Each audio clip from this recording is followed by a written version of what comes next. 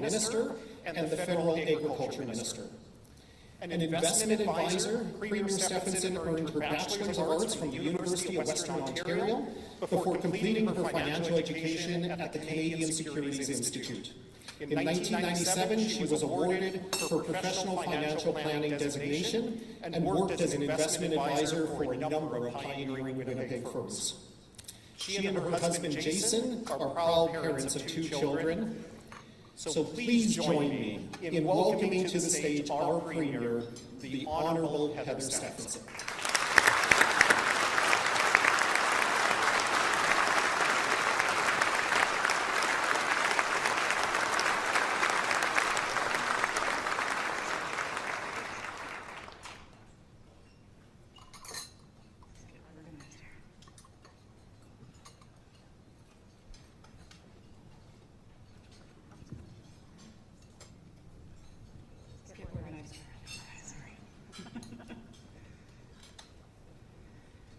Thank you so much, Ryan, for that really nice introduction. And I know when Ryan and I met a couple of weeks ago in my office, he had a cast on at that time. And so, Ryan, it's great to see that you're on the mend and looking great. So I hope you continue in your recovery. Thank you for your opening comments today. I just want to thank Elder Betty for that beautiful opening prayer. How amazing was that? Just amazing. Thank you so much. And I just want to also thank Clifford Spence as well for the opening drum ceremony as well. That was amazing as well. So thank you, Clifford, for that. Before I get started, I just want to, this is not a job that you do alone. You have so many people, amazing people around you that help you do this job.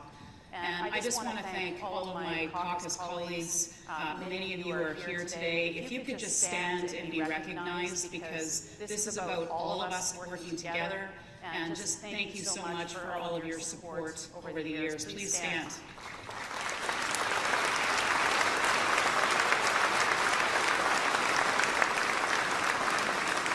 Thanks, guys. Now get back to work.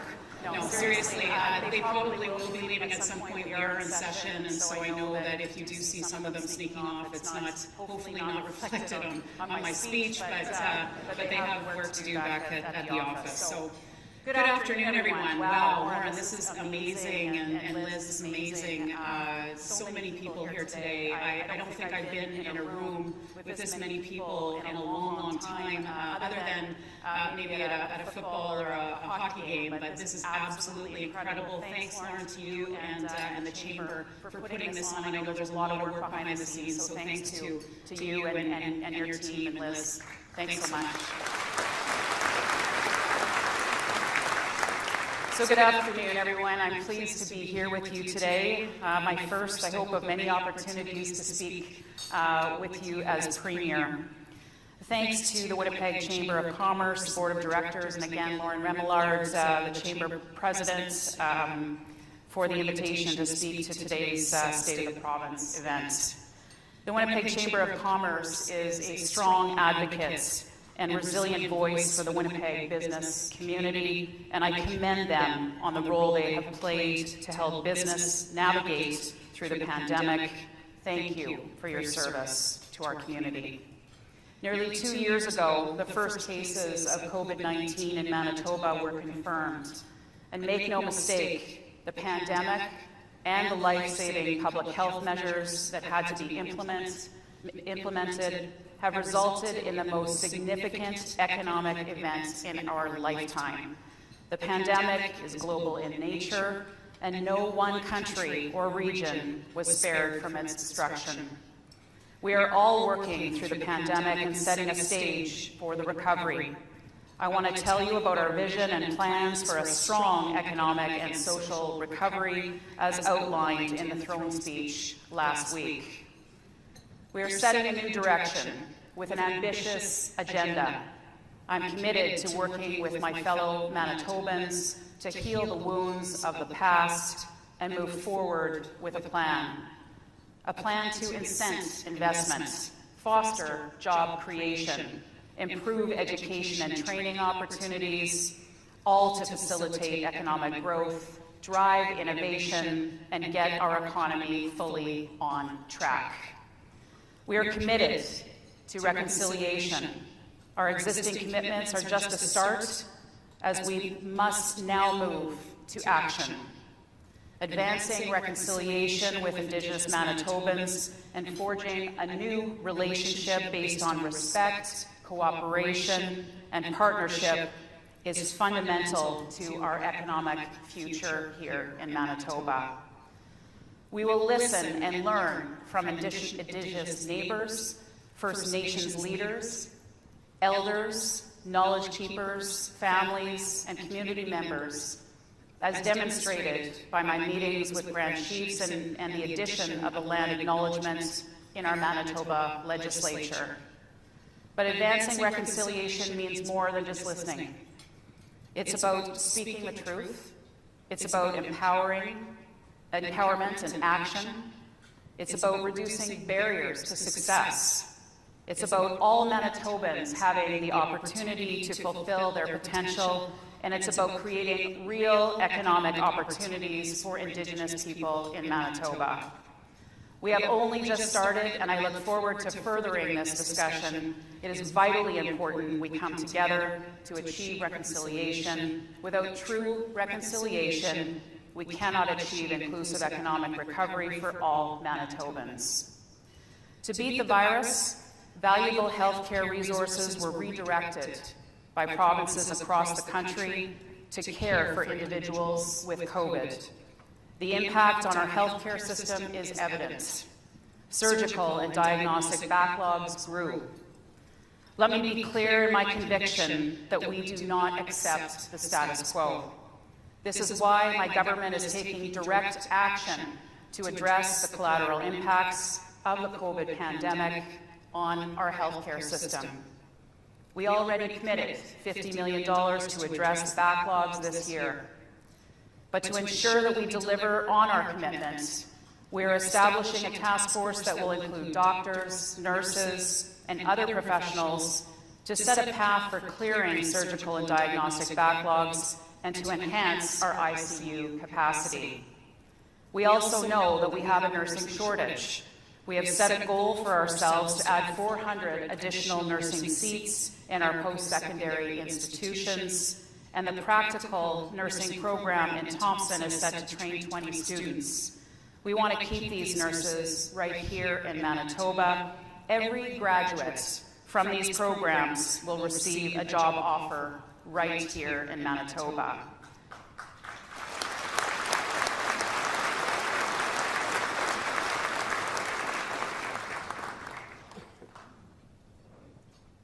But it isn't just about addressing the surgical backlogs or filling the demand for nurses. We also need to ensure that our seniors have the dignified care that we expect and that they deserve.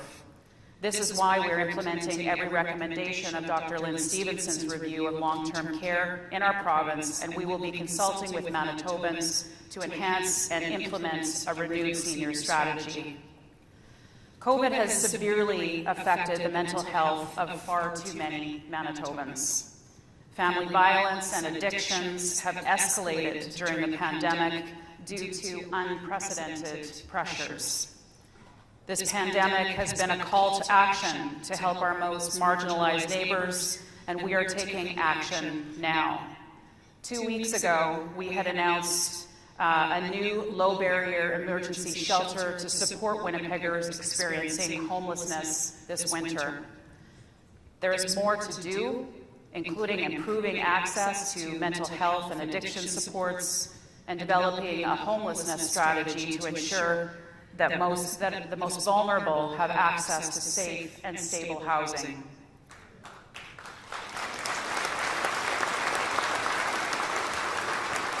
So this has been a tough few years, obviously, for our economy, but there are some strong foundations to build on. That's why I'm here to talk to you to share our goal and vision moving forward. As we outlined in the throne speech, our work has only started. And over the next months and years, we are committed to working with our business community, economic development partners, and Manitobans to build a stronger economy. Here are a few good indicators. The Conference Board of Canada is forecasting economic growth of 4.8% in Manitoba next year, larger than expected growth of Canada and second only to Alberta. This strong forecast demonstrates the resilience of Manitobans and, most importantly, Manitoba businesses. Total exports have increased 9.2%, ahead of the Canadian average of 7.6%. Our exports to the United States have increased 10.3% year-to-date and are expected to exceed pre-pandemic numbers. In November, we celebrated the grand opening of Roquette's $600 million protein processing facility in Portage la Prairie, the largest of its kind in the world. Maple Leaf Foods' recent expansion will strengthen Manitoba's position as a food processing leader by supporting innovation and creating both training opportunities and job creation. And we are seeing growth in digital technology. The Neo Financial Technologies, Inc., establishing its second headquarters in Manitoba, and Traction on Demand recently opening its newest regional office in Winnipeg. These two businesses will create over 400 new jobs in Winnipeg in the next 18 months. And while COVID brought the tourism industry to a standstill around the world, as our communities reopen, the Manitoba tourism strategy will be the new roadmap for the future of industry. We are committed to implementing this strategy.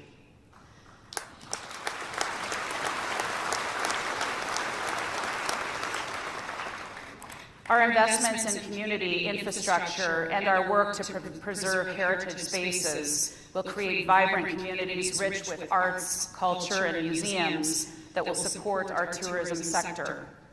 Through tourism, we have a plan to create a more prosperous future for Northern Manitoba.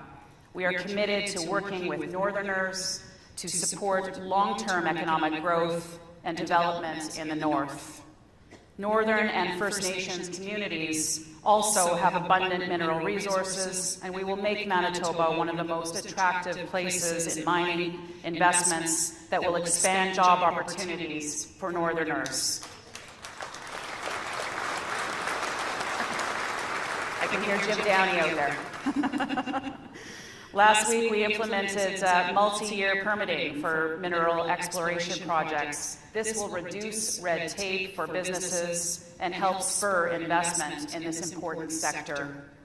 We will harness opportunities to use innovative technologies and create green jobs in Manitoba through a new energy policy framework.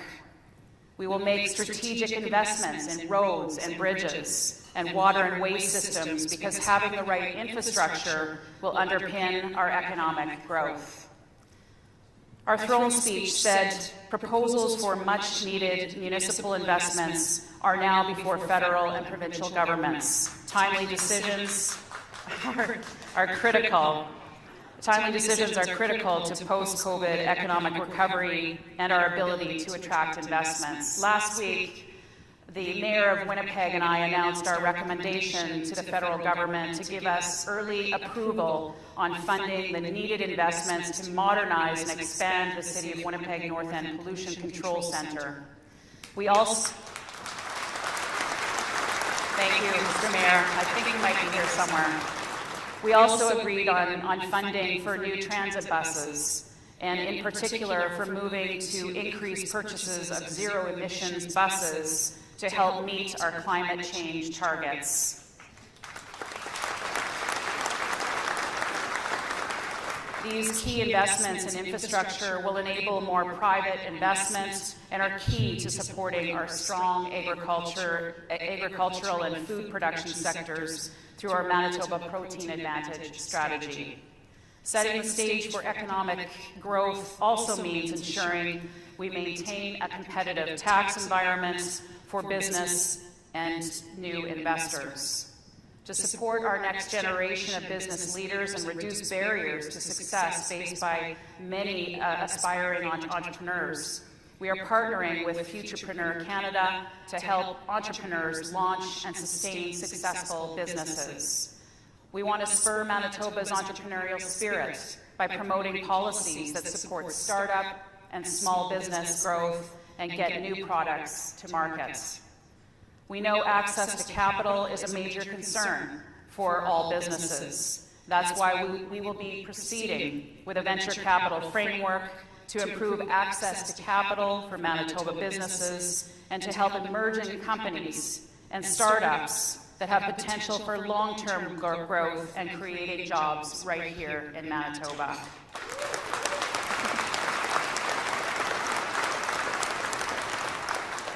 We need to create an ecosystem that encourages more investment in Manitoba companies. It is a priority for our government to continue to remove the barriers that prevent economic growth. Our goal is a government that can keep up with the speed of business and seize new opportunities. And that for sure will be a challenge, but we're going to make it happen. In October, total employment had risen by 84,200 jobs, and Manitoba now has the lowest overall and lowest youth unemployment rate in the country. But it is clear we have a labor shortage, and it imperils our progress. Our low unemployment numbers are a double-edged sword. We are proud to see so many Manitobans in the workforce, but we hear from you, our business leaders, that it is challenging to find the talent you need to grow your business or to reopen to your pre-COVID pandemic levels. To help fill the skill shortage, we will invest more in the skills-based economy and work with business to deliver demand-led skills training that will address labor market needs in areas such as hospitality, trucking, manufacturing, and nursing. We have a $50 million commitment for training current and future workers of Manitoba through multiple programs, including the Canada-Manitoba Job Grant, Retraining Manitoba, and the Skills Development Program. Investing more in skills development fuels innovation and resilience.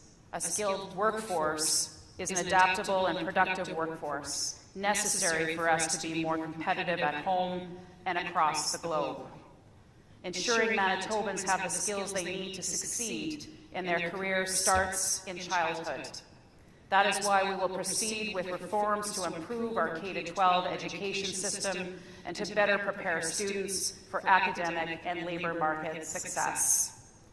We are working closely with post-secondary institutions and employers so Manitobans gain the skills to build their careers. Our skills, talent, and knowledge strategy outlines our commitments and actions to align our post-secondary system with labor market needs. Our businesses have told us it's difficult to attract talent amid a national labor shortage aggravated by the pandemic. To help address this challenge, we support the federal government's plans to increase immigration numbers and shorten approval times, both of which came to a standstill during the pandemic. We need to grow immigration in Manitoba. Manitoba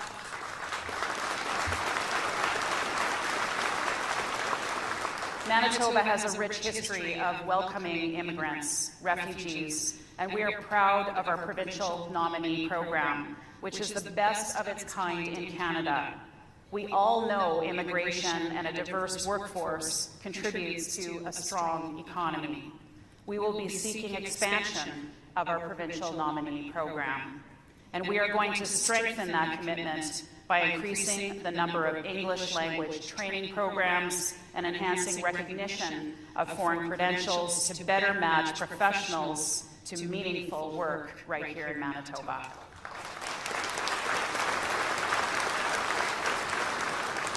Our internationally educated nursing initiative has shown early success, and we are committed to helping more internationally educated nurses to move into the healthcare field and help fill skill shortages across Manitoba. We know there are thousands of future Manitobans who want to come to our province, and I'm committed to seeing that they make it here. With over $2 billion borrowed to help us get through the pandemic, we must focus on stimulating economic growth and ensuring a strong recovery. A strengthened provincial economy will generate the revenues that benefit our government and citizens, allowing us to invest in important areas like healthcare, like education and social services. At this stage of our collective COVID recovery, Manitobans and Canadians are being buffeted by inflation, the greatest impacts of which are on those in the most vulnerable situations. Our government recognizes the increased need as we work to combat this challenge. With a renewed cooperative relationship with the federal government, we will work to ensure that Manitobans have the support that they need. Since my swearing in, I have made one thing clear, and I would like to reiterate it here today with all of you. My government is committed to taking immediate actions to help heal the economy, advance reconciliation, rebuild the healthcare system, and promote wellness for all Manitobans.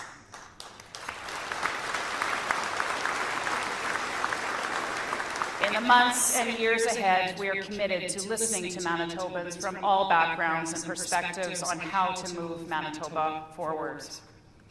As business leaders, you are the engine of our economy, the creators of jobs and prosperity for so many Manitobans. We have much to learn from your resilience and adaptability over the past 21 months as we carve our path forward.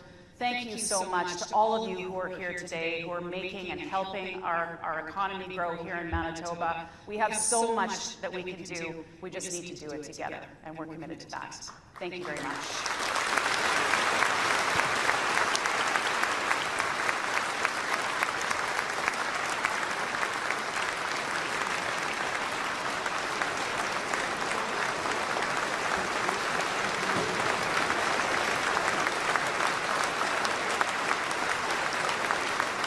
Please welcome back to the stage to moderate our Fireside Chat, Chair of the Winnipeg Chamber of Commerce, Liz Choi.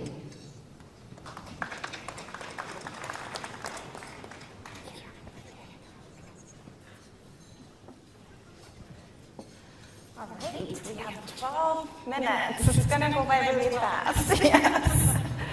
So, Premier, let's get right to it. But before we start, I have a request to make, and I make this request with the utmost level of respect for the position.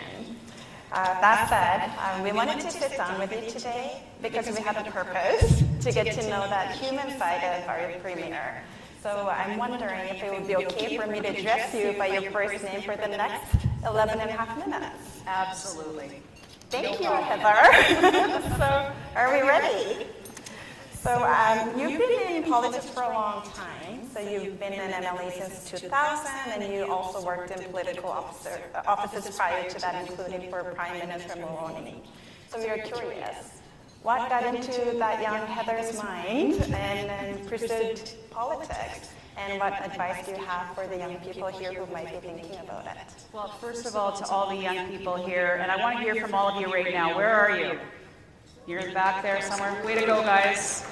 You know what? Politics is, I've had great experience and learned so much. And every day in this job is absolutely incredible. I didn't necessarily aspire to do this, but I did, sort of learn the importance of giving back to community from both my mother and father. My mother was a citizenship court judge, and I learned the importance of, those ceremonies are absolutely incredible. I'm not sure if anyone's had an opportunity to be at those ceremonies, but just incredible how moving they are, and how important it is for us sometimes, those of us who are born here, how we sometimes forget how lucky we are to live in this incredible country. And that certainly was something I learned from my mom and at a young age, and from my dad, who actually ran politically at one point in time. I started off going door to door when I was 7 years old with him, and so that's really where things started. And it's about getting involved in the process.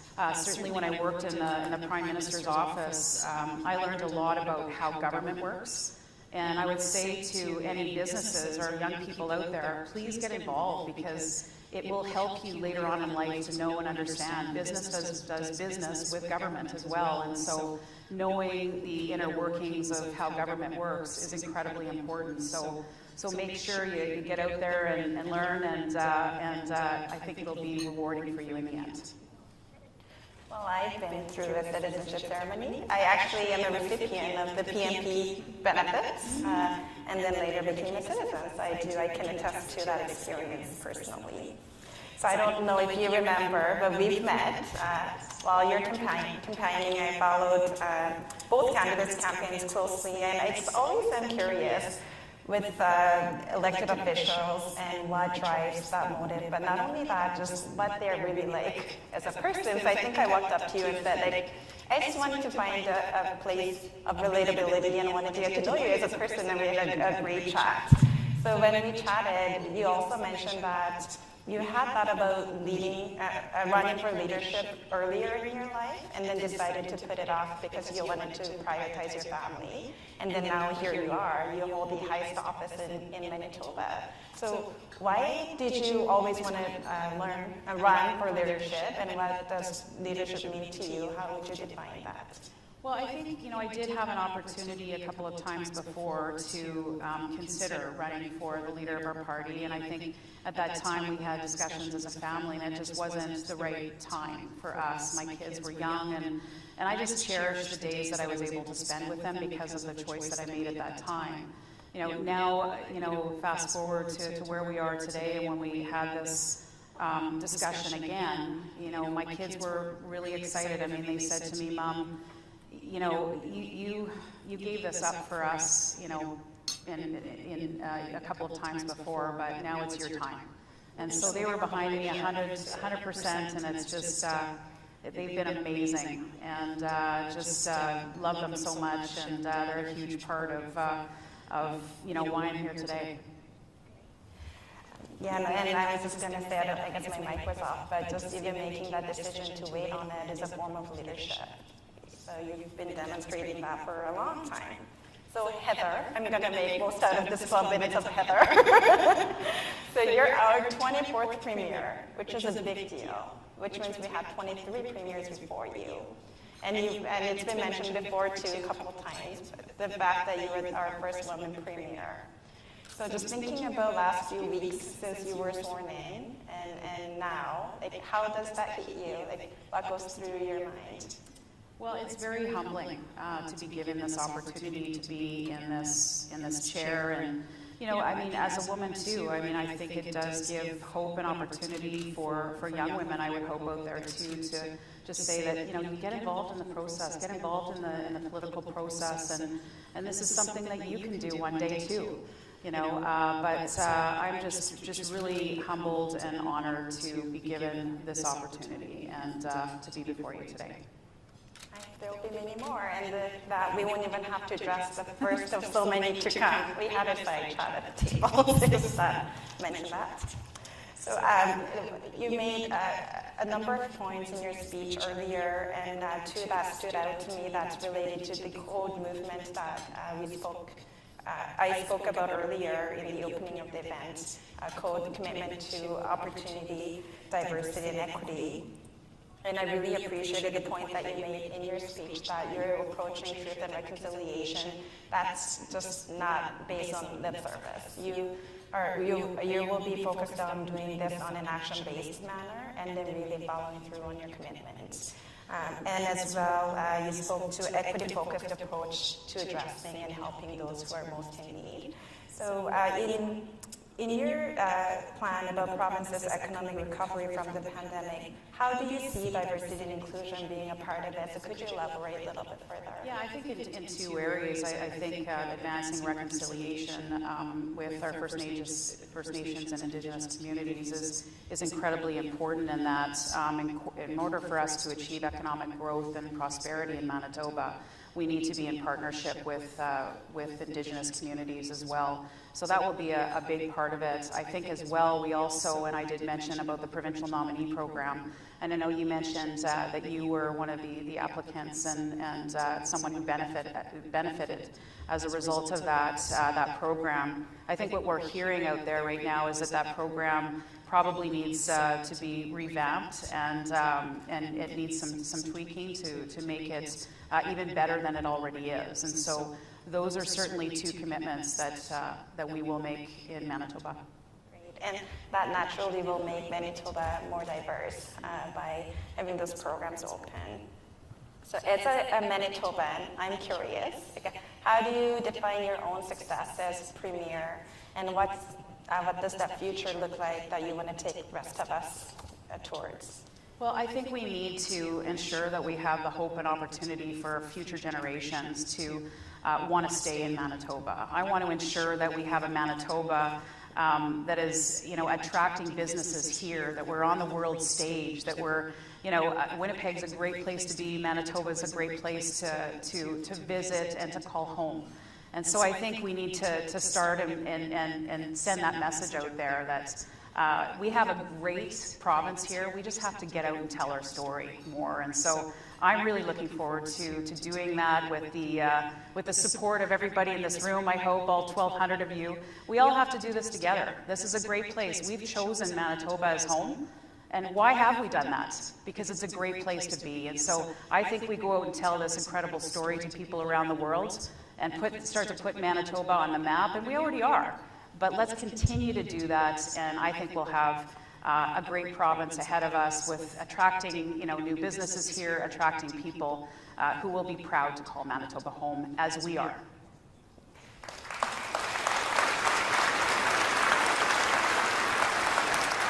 I think every Manitoban has a story.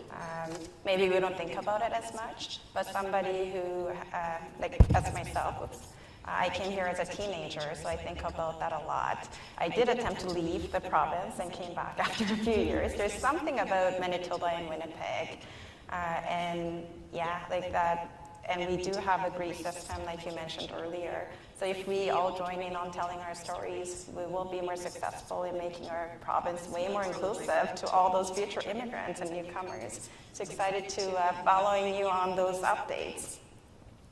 We talked about leadership just a few moments ago. So for you personally, who were or are the people that you consider your mentors, role models, and influencers in your life?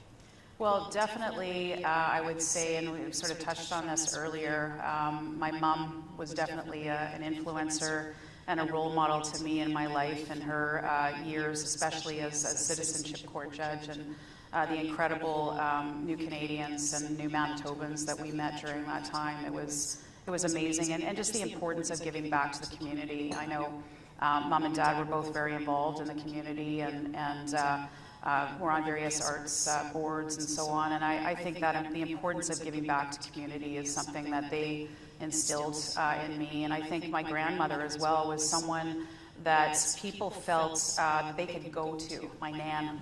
And some of you may know her here today and may have talked to her in the past, but she used to be someone that would just listen to people, and the knowledge that she would gain from that was incredible. And so it's something that I've learned from her, the importance of listening, taking a collaborative approach to things, and I think leadership is about also recognizing that, we're human. We're going to make mistakes. And if we make mistakes, then just apologize and move on. I think that's what, we're not always going to get things right, but recognizing that, when we don't get things right and moving forward. So I think that's an important part of it. I don't know how you would do it because you're not exactly in a position where people are very forgiving of you. So, because my next question was, what was the best piece of advice you received? And you might have touched on that, but is there something else that comes to your mind in terms of best advice that still shapes you as a person, as a leader, or a premier? My mom always said to be humble and kind. And, that will help you get through life. I think there might be a country song that's always be humble and kind, but I don't think that's what she had in mind. But But I just think really, you know, it's been such a challenging time, I think, especially during COVID for everybody. And I think we just have to recognize that we're all neighbors and friends and part of a big family that we call Manitoba. And I think just remembering that and being kind to others is incredibly important. Now, we're perfectly timing, actually. So just then taking off that premier hat, just as Heather, mom, wife, like what do Friday nights look like? Do you even have Friday nights anymore? But let's go back to before the election. How do you recharge? You know, we sometimes get together with neighbors and friends and community, but and sometimes we have events on the weekend. But I think during the week when, you know, I come home and my two dogs, we have a glass front door, and my two dogs are sort of sitting there waiting for me to get home. And you know, you just remember on the weekends that, you know, you got to spend a little bit more time with them on the weekend than maybe during the week. And so we love to take our dogs for a walk. Our dogs' names are Harper and Reagan, and our last dog was Thatcher, so there's a bit of a theme going on. But we love our dogs. It's family time, really, is what it is too, and maybe having a little bit of fun with some neighbors and friends as well. It's important to get out there and have a little bit of fun because, you know, this job can be very serious. Politics is very serious, and sometimes a lonely game, and it's good to get together and have fun with friends and family and the dogs. As a dog lover myself, I can totally relate. And Heather, last question, perhaps the toughest. Your prediction for the Winnipeg Blue Bombers in the Western Final. Go Blue! Go Blue, that is. I do want to say just quickly to that, though, I'm really excited to be going to the game on Sunday with my son. And I think that it's going to be so great. Bob Irving, I think, is being honored there, and just such a great thing. You know, our Bombers have done so well, and I know when Kelvin Gertson was premier for the 2 months, he used to brag about being, you know, that there was never a loss for the Blue Bombers while he was ever premier. So I'm not letting him get away with that. We're going to continue that streak and for Manitoba. So really excited. Go Blue!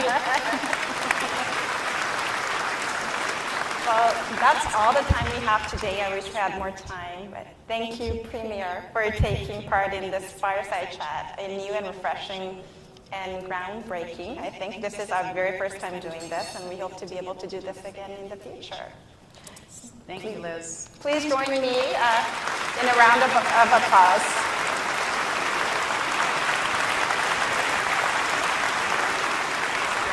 Thank you. Thank you. Well, thank you again to all of our outstanding sponsors today, Bell MTS, CPA Manitoba.